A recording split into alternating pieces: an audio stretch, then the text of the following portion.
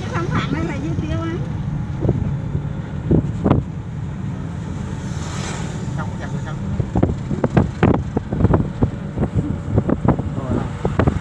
Phải làm điều việc này. Chỉ đến cái chất này. Thành quả còn mãi.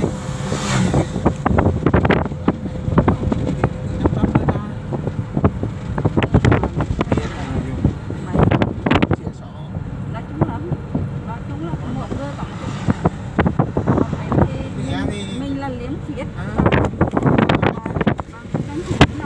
họ sẽ bỏ của họ là vì họ thấy tài sản này thì quá nhớ chừng lúc đổi gì cũng là gì đối với chị chứ giờ mất cả 5 phân mất tỷ chứ không phải cái đó thì là cái gì đối với chị đâu đó.